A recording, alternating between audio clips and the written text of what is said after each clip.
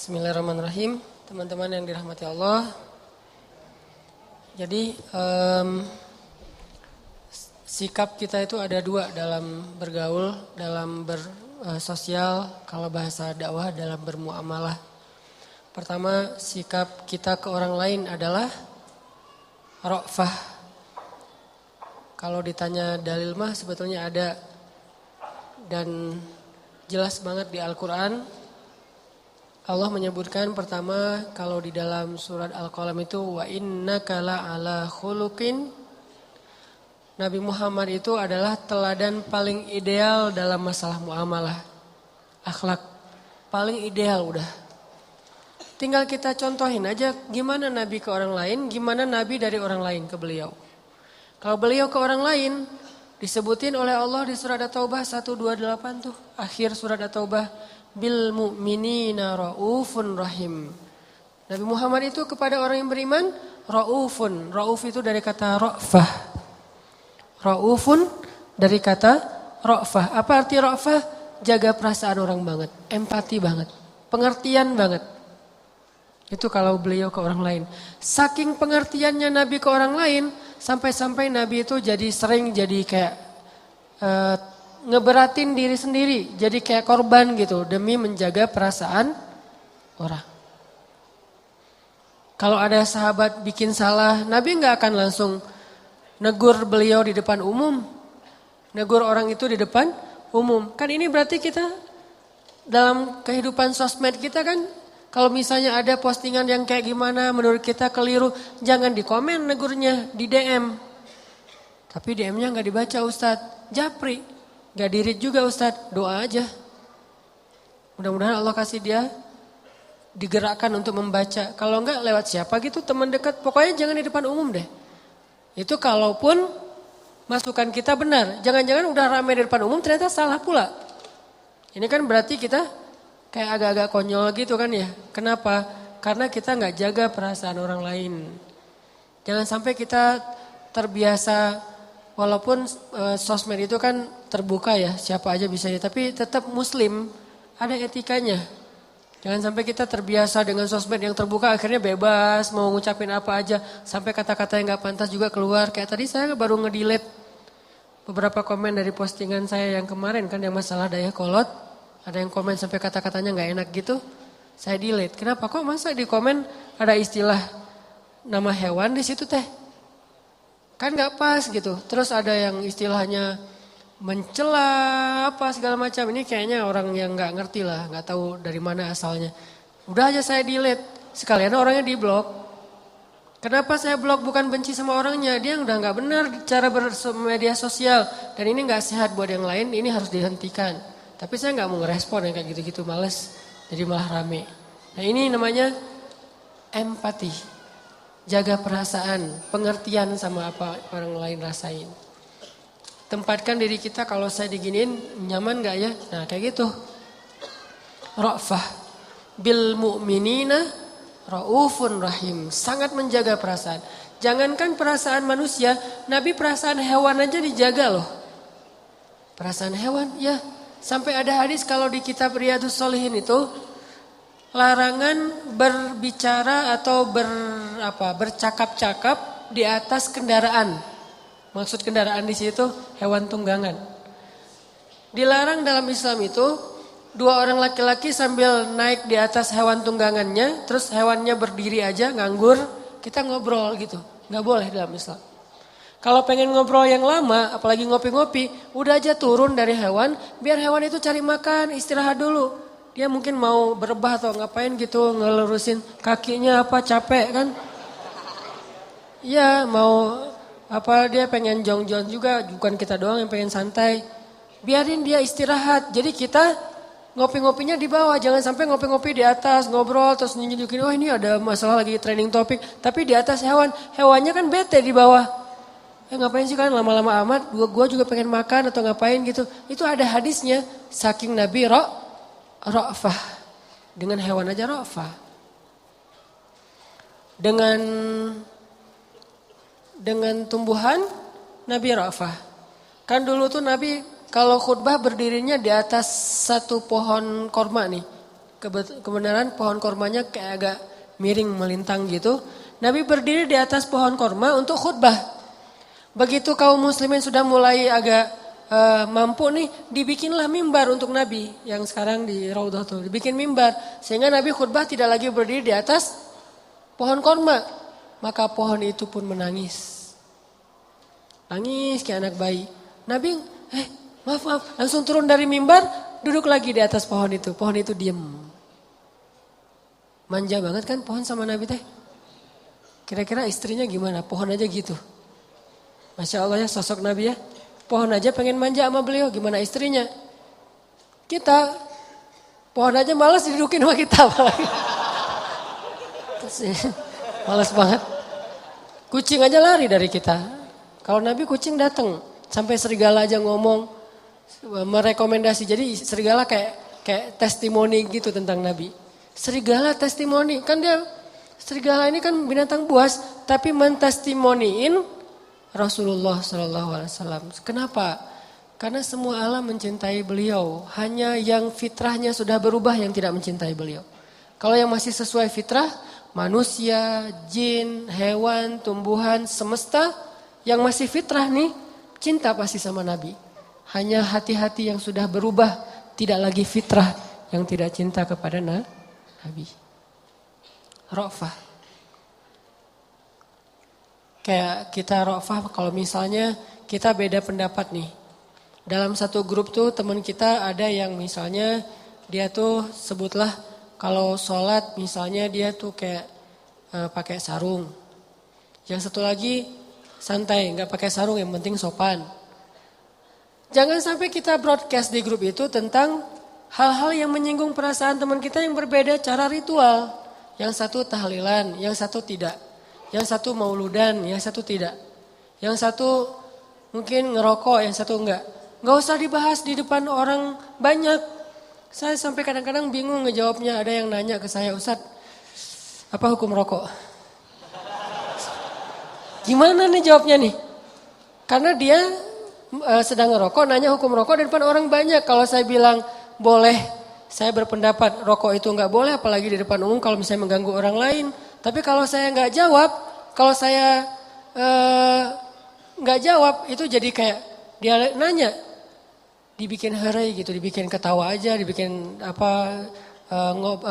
kayak canda gitu. Kenapa? Saya nggak mau jawab pertanyaan-pertanyaan pribadi di depan umum. Apalagi kalau misalnya di sosmed, yang saya tahu mungkin followers kita juga macam-macam kan karakternya. Masa ditanya di depan umum, saya harus jawab, ini agak-agak bahaya nih. Sehingga yang kayak gini-gini namanya ra'fah, harus mikir banget, ini gimana nanti dia perasaannya. Kayak kadang-kadang ra'fahnya misalnya kita ke guru atau kita ke orang lain. Saya pernah jadi kebayang sekarang gimana Nabi itu luar biasa ya jaga perasaan sahabat. Kayak saya pas lagi jalan kemana orang minta foto. Ustaz boleh foto? Kadang-kadang lagi capek banget, kadang-kadang lagi sibuk, bahkan kadang-kadang lagi makan gini. Pas mau, Ustaz boleh foto? Oh iya, foto. Jadi saya pengen ra'fah ke dia. Dia juga kalau kita jadi sebagai orang yang mungkin ngefans sama orang, ra'fah gitu. Oh Ustaznya lagi makan, oh Ustaznya lagi kayak WA. Kadang-kadang saya lagi kayak WA gitu, ada yang harus diberesin cepet. Ustaz lihat dulu ke kamera, iya. Ustaz ntar lagi nih tadi blur apa segala macam. Ini kan ra'fah, saya bayangin. Saya tuh masih bisa nolak kadang-kadang. Maaf ya jangan foto sekarang, maaf ya saya lagi sibuk, maaf ya lagi makan atau apa. Maaf ya lagi bete, misalnya bisa gitu kan ya. Tapi kalau Nabi nggak bakalan, saking ra'fahnya Nabi. Saya kagum sama ra'fah Nabi. Seandainya Nabi hidup di zaman kita sekarang, pasti banyak banget kan yang pengen foto sama Nabi. Kadang-kadang ada DKM di beberapa kota nih kalau saya keluar kota. Kan kita coba mengkondisikan sewajar mungkin. Boleh foto tapi kalau udah terlalu ramai kan jadi nggak maksimal ya. Saya kadang-kadang mau ceramah tapi yang ngajak fotonya ramai jadi udah nggak kondusif, ditahan. Kadang-kadang ada beberapa DKM inisiatifnya bagus. Siapa yang pengen foto semua Ustaz? Silakan baris. Hah? Siapa yang nyuruh nih? Akhirnya baris panjang. Ustaz itu di luar banyak yang pengen foto. Udah diatur sama dia. Kan ini luar biasa ya.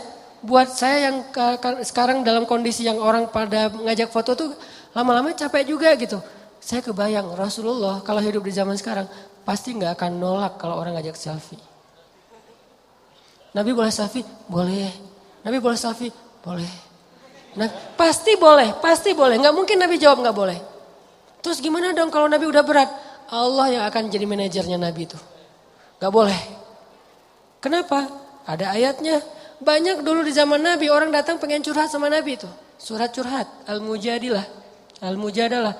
Nabi saya pengen curhat. Nabi terus ngantri itu pengen curhat sama Nabi. Sama kayak ngantri pengen curhat ke ustadz gitu. Banyak banget. Dan Nabi kan juga butuh waktu sendiri untuk istirahat, untuk keluarga gitu kan. Cuma Nabi tipe orangnya gak bisa nolak. Nabi boleh curhat, boleh. Nabi boleh curhat, boleh. Nabi boleh curhat. Terus aja lewat japrian, lewat telepon, ketemu langsung. Semuanya pengen curhat sama Nabi. Akhirnya karena Nabi orangnya gak bisa nolak, Allah turunkan ayat. Kalau kalian pengen curhat sama Nabi, sedekah dulu. Sampai di kayak bahasa kita mungkin lebih ke dikomersilkan. Bukan Nabi pengen, bukan. Cara Allah menghentikan orang-orang yang curhatnya gak penting. Curhatnya, Nabi saya pengen punya alhamdulillah istri saya baru hamil, boleh minta nama. Mungkin penting buat dia, tapi kan kalau jadi terlalu banyak kan lumayan juga buat energi Nabi kan ya. Padahal agenda dakwah Nabi banyak nih. Akhirnya Allah bikin ayatnya, walaupun itu ayatnya mansuh, sudah dihapus. Tapi ayatnya masih ada hukumnya yang dihapus di surat Al-Mujadilah. Kalau kalian pengen curhat kepada Nabi, sedekah dulu. Sejak harus bayar, kalau mau curhat sama Nabi, mulailah berkurang orang yang curhat. Tadinya yang curhat banyak banget nih, sejak berbayar, udah enggak lagi. Sekarang kalau curhat, registrasi dulu. Satu curhat, Nabi juga bingung berapa ya. Nabi nanya ke Ali berapa? Kata Ali, 1 genggam gandum ya Rasul. 1 genggam gandum itu kurang lebih sekitar 3.000-an lah. 3.000? Kata Nabi, kamu mah zuhud banget kata Nabi. Akhirnya ditetapkan sekian. Yang angka itu bikin orang kalau gak penting-penting amat malas lah curhat. Kalau penting banget dia akan bayar. Dan Nabi juga buat untuk dirinya. Disedekahin lagi buat fakir miskin. Itu pernah berlaku loh. Baca nanti surat Al-Mujadilah. Setelah udah kondusif, baru hukumnya dicabut sama Allah. Jadi Allah yang nge-manajerin Nabi, saking Nabi itu rafah, gak enak nolak. Nabi itu bukan tipe orang yang bisa nolak orang lain. Kalau ada yang minta sedekah ke Nabi atau datang minta bantuan ke Nabi, gak pernah Nabi nolak. Gak pernah sama sekali. Kalau Nabi gak bisa bayar bantu dia, gak bisa ngasih ke dia, Nabi gak akan berhenti di situ. Nabi akan pegang tangannya, ngajak dia nyari ke orang lain yang bisa bantu dia. Maaf saya gak bisa bantu apa-apa, ya udah yuk saya temenin nyari ke tempat yang lain. Ada yang bisa bantu dia, ada yang bisa ngasih dia makan, ada yang bisa ngasih dia tempat tinggal malam ini, ada yang, sampai ketemu baru Nabi tinggalkan dia. Ini rofahnya Nabi pengen jaga perasaan. Sampai-sampai sering menyulitkan diri beliau sendiri. Nabi pernah menjelang winter,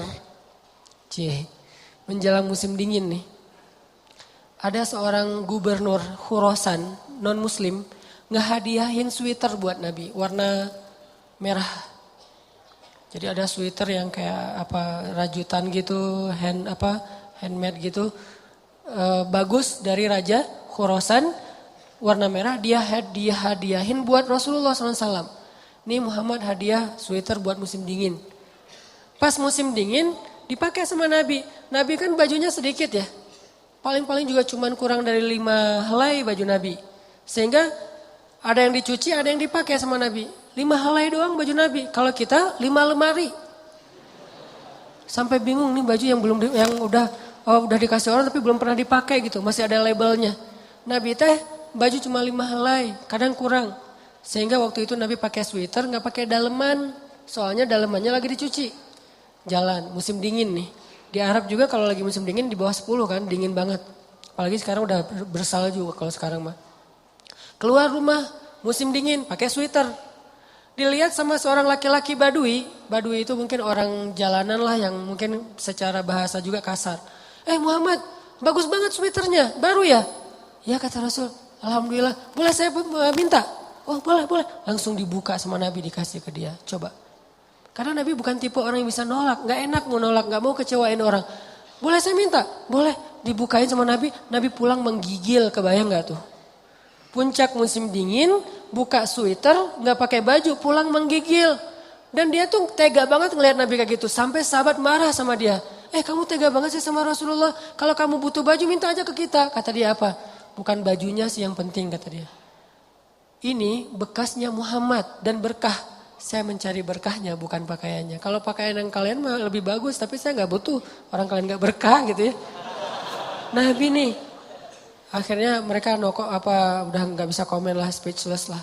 Nabi pulang gemeteran, dingin. Sampai di rumah dilihat sama Aisyah, kenapa ya Rasulullah? Gak ada apa-apa, ada baju lain. Ini masih basah, gak apa-apa dipakai sama Nabi sambil selimutan. Kenapa? Ngasih buat orang yang meminta. Karena Nabi keseringan kayak gitu, Allah yang jadi manajernya Nabi. Gimana cara Allah jadi manajer? Ada yang datang ke rumah. Nabi boleh makan di rumah Nabi, gak apa-apa kok kita buat ram. Pada bawa makanan sendiri gitu kan, datang ke rumah Nabi.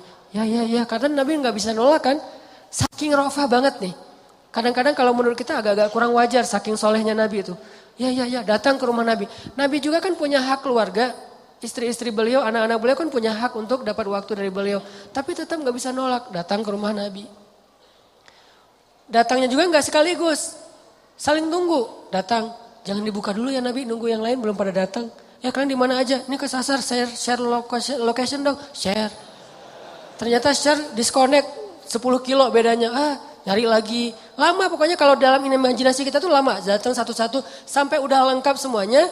Udah semuanya, udah silakan makan, dibukain, makan. Udah selesai makan, ngobrol. Lama-lama saya juga pernah ngerasain kayak gitu. Ada orang mungkin saking sayangnya sama saya, kayak nyaman gitu ngobrol sama saya. Buka topik. Satu topik itu 10 menit. Ustadz kemarin saya baru gini-gini. Mulai ini saya. Oh gitu-gitu. Oh gitu. Padahal udah gak kuat. Tapi gitu kan basa-basi ya untuk menghargai orang.